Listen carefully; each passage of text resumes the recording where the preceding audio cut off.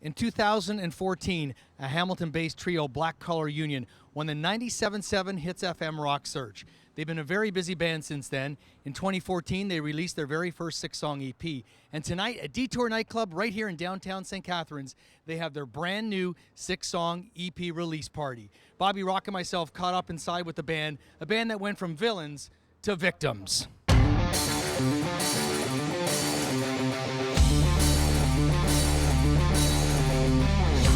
Our new album, Victims, we just released the first single the other day, and basically we wanted to kind of take a new approach on our old sound.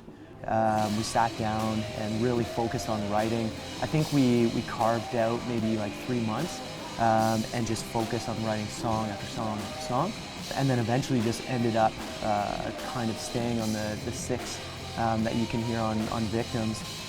What made you choose Holy Roller as the first single? It's funny, like we get that question a lot. We had actually written Holy Roller probably 2 years ago. Oh, and really? yeah, like we wrote it just for, I guess, the Hits FM showcase that we're putting on. And we simply wrote it because we needed more songs. And we just got used to playing it, and it kind of evolved over like a 2-year period. And then by the end of it, we were just like, you know what? Let's throw this song on the record, and it'll be a really nice segue from the first album to the next one. And that's kind of why we chose it as the first single.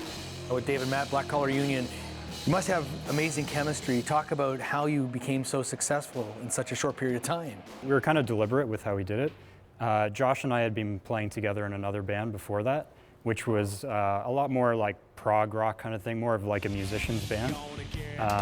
And we sat down and really wanted to relaunch and rebrand and restart and like figure out what direction we wanted to go in.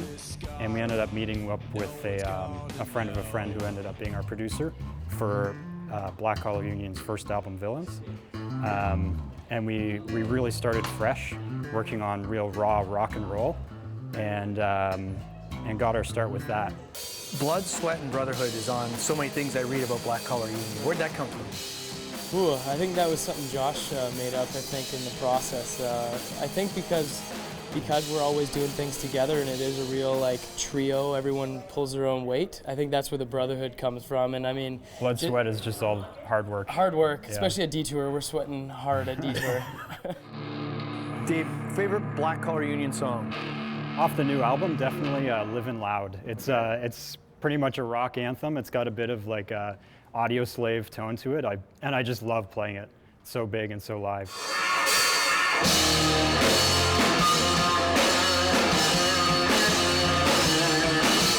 2016, what can fans expect from Black Collar Union? And for the next 2 months, I think we are going to play a bunch of local shows, and we have limited release of the physical copy of the album.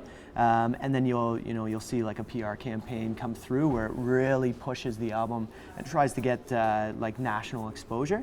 What fans can expect is the same thing from all of our shows, right? Like we come out, we give it 100%. They're very high energy shows. Like we're all about blood, sweat, and brotherhood.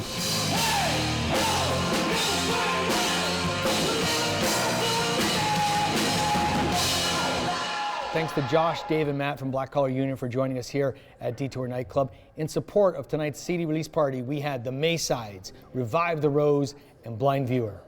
2 more CD release parties happening for Black Collar Union. One is March 26th at the Casbah in Hamilton, and the other one is April 2nd at Lee's Palace in Toronto. For The Source, I'm Bobby R. Rock. And I'm Shane Neal.